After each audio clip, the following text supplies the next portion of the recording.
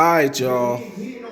So I'm sitting here and I'm watching Teofimo versus Jamaine Ortiz, and Jamaine Ortiz, in my opinion, got robbed again.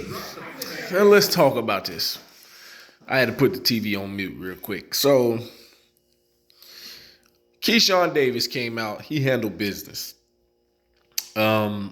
It took him a little while to get going, but he ended up getting a stoppage over Jose Pedraza, and he cut him pretty good, and he pretty much he took the fight to him when it was time to take it to him, and he put on a mean streak, and he showed that he definitely is worthy of his ranking in the top 10 with the IBF. And hopefully he can get that fight with Frank the Ghost Martin pretty soon. I'm pulling for that fight. I'm calling for that fight. I hope it happens. Now, on to the main event. Teofimo and Jamaine Ortiz. David Sutherland and Steve Weisfeld are two judges I do not like. I don't like them on any card. David Sutherland, he got it closer. Damn, that's a big needle. Look at that. They putting it right in his head, right on live TV. Oh my gosh. See that yet? Two judges I do not like because they have a history of scoring just bad fights that are good, but they scored so bad. Fights where the favorite is just looking bad, but they just somehow find a way to score it for them. Steve Weisfeld, what the hell did you see that was 117, 111? Somebody tell me what this guy saw that was 117, 111.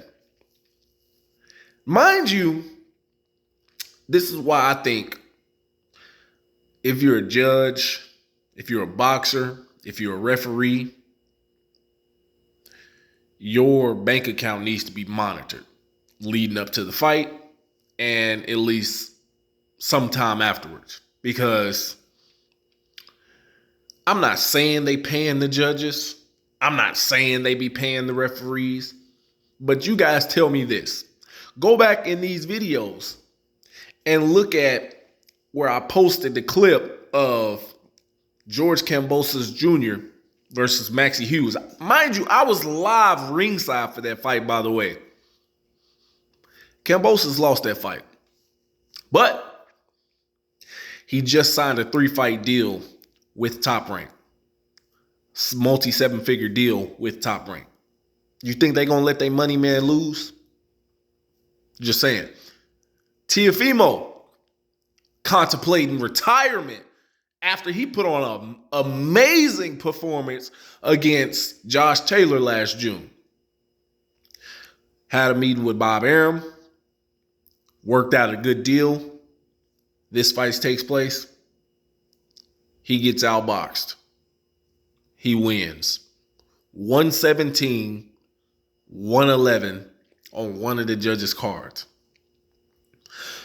Mind you, the only damage Jamaine Ortiz suffered was a head clash where he got cut like right around this area of the eye. And they got him live right now on TV getting stitches right now, live TV. That's a big old needle. I don't do them type of needles. I like tattoo needles, not those types, but yeah. Where the hell do you see 117, 111?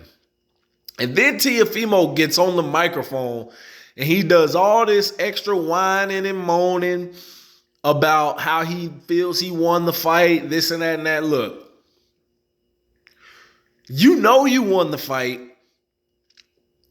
You ain't got to do all that because your work shows for itself. But you know you lost that fight, so you got to say something to make it, hey, I won the fight.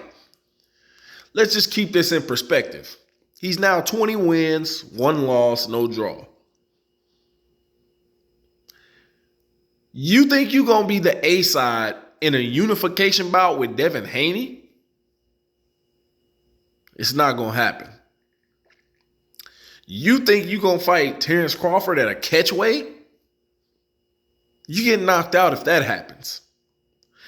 You want to fight Keyshawn Davis because he called you out? It's not gonna happen. The best thing I can suggest to Teofimo to get back on track and have an impressive win is to call for a unification bout between the winner of Rolando Rolly Romero and Isaac Pitbull Cruz. That's a winnable fight no matter who wins that fight for Teofimo. I believe that. But a fight with Subriel Matias could be a tough fight. It could be a winnable fight.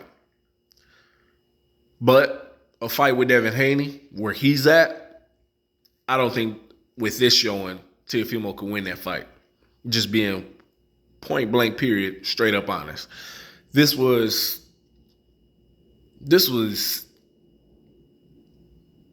one of his worst. This was worse than the Kambosos fight.